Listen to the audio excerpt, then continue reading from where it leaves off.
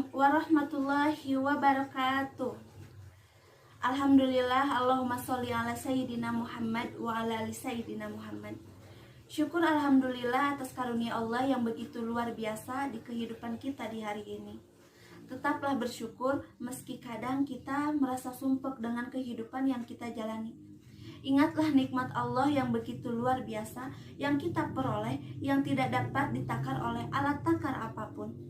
Perbanyaklah bersyukur karena Allah akan menjanjikan akan menambahkan nikmatnya kepada hambanya yang bersyukur dan mengazab hambanya yang ingkar. Salawat beserta salam semoga selalu tercurah limpahkan kepada panutan alam, sosok insan yang penuh dengan suri tauladan, yakni Nabi besar Muhammad Sallallahu Alaihi Wasallam beserta keluarganya, para sahabatnya, tabiin tabiatnya, dan sampailah kepada kita selaku umatnya. Amin ya Allah ya Rabbal Alamin. Bapak Yayasan Madrasah Alia Karya Bakti Sukasari yang saya hormati, Bapak Kepala Sekolah Madrasah Alia Karya Bakti Sukasari yang saya hormati, staf guru Madrasah Alia Karya Bakti Sukasari yang saya hormati, tidak lupa teman-teman yang melihat video ini yang saya banggakan. Insya Allah pada kesempatan ini saya Rizka Yulianti akan belajar menyampaikan sepatah atau dua patah kata atau bahkan dipecah menjadi beribu-ribu kata yang saya beri tema keutamaan lafaz la ilaha illallah. Lafaz la ilaha illallah merupakan bentuk pengakuan bahwa Allah lah satu-satunya pencipta seluruh alam ini, dan bentuk pengakuan bahwa tiada Tuhan selain Dia.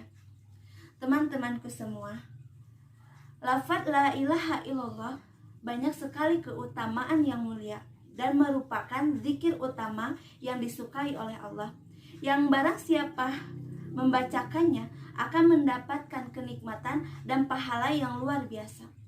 Allah Subhanahu wa Ta'ala menjanjikan kebebasan dari api neraka ketika kalimat ini diucapkan dan dihayati dengan sepenuh hati, disertai melakukan kegiatan yang dianjurkan dalam Islam, sehingga tercipta pribadi muslim yang sempurna. Suatu ketika Rasulullah Shallallahu Alaihi Wasallam mendengarkan muazin mengucapkan kalimat asyhadu alla ilaha illallah. Lalu beliau mengatakan kepada muazin tadi, kharajta minan nar, engkau terbebas dari api neraka. Hadis riwayat Muslim. Tentunya keutamaan lafaz la ilaha illallah merupakan ungkapan atas pujian keesaan Allah, pujian atas keesaan Allah yang sehingga mengucapkannya sama seperti menegakkan kebesaran Allah, disertai pengakuan bahwa tiada Tuhan selain Dia. Allah Subhanahu wa Ta'ala berfirman, A'udzubillahi minasyaitonirrajim. Bismillahirrahmanirrahim. Syahidallahu annahu la ilaha illa huwa wal malaikatu wa ulul ilmi qa'iman bil qisti. La ilaha illallah wal azizul hakim. Yang artinya Allah mengatakan bahwa tiada Tuhan selain Dia. Demikian pula para malaikat, orang yang berilmu, tidak ada Tuhan selain Dia yang maha perkasa, maha bijaksana. Quran Surah Ali Imran ayat 18. Teman-temanku semua, beruntunglah bagi orang yang pada akhir hayatnya dapat mengucapkan kalimat la ilaha illallah. Karena dari banyaknya keutamaan kalimat ini, salah satunya adalah jalannya masuk ke surga. Sebagaimana dikatakan dalam hadis, yaitu Bismillahirrahmanirrahim. Man kana kalamihi akhiru la ilaha illallah dakhalal jannah. Yang artinya, barang siapa yang pada akhir perkataannya sebelum meninggal dunia adalah la ilaha illallah, maka dia akan masuk surga. Hadis riwayat Abu Daud. Jelas, seseorang yang dapat mengucapkan kalimat la ilaha illallah pada akhir hayatnya akan masuk surga. Ayat-ayat kematian dalam Islam juga menjelaskannya. Tentu ini akan terdapat pada orang yang soleh. Semoga kita termasuk pada orang yang soleh yang diridhoi oleh Allah. Amin ya Allah ya rabbal alamin. Nah, ternyata dari banyaknya keutamaan lafaz la ilaha illallah, banyak juga kisah dahsyat yang terjadi pada kalimat la ilaha illallah. Salah satu kisah nyata yang terjadi pada kalimat la ilaha illallah yang diceritakan oleh Habib Umar bin Hafiz. Dalam sebuah kesempatan, beliau menceritakan kisah yang dialami oleh Habib Abdul Qadir bin Ahmad Assegaf Jeddah, seorang ulama yang suka melazimi kalimat la ilaha illallah. Beberapa tahun sebelum wafat, beliau ditimpa sakit keras. Dokter pun angkat tangan dan berkata bahwa umur beliau tidak lama lagi. Yang anehnya, terdapat satu dokter dari Sudan yang memeriksa detak jantungnya. Detak jantungnya normal.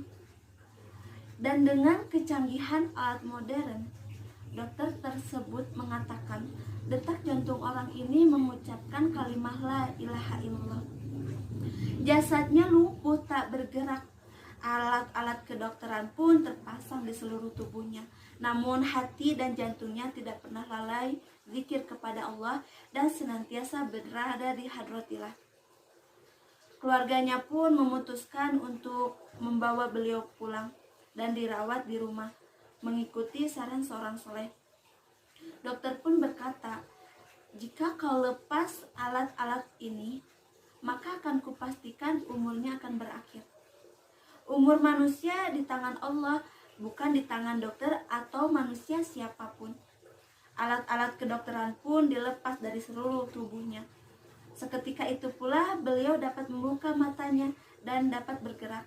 Sesampainya di rumah, beliau dapat berjalan dan pulih kesehatannya berkat kalimat la ilaha illallah yang beliau lazimkan dan berkat keagungan nama Allah yang telah menguasai hati dan jiwa raganya. Itulah salah satu kisah yang terjadi pada kalimat la ilaha illallah. Marilah kita selalu melazimi kalimat la ilaha illallah. Bangkitkanlah hati kita untuk selalu zikir kepadanya.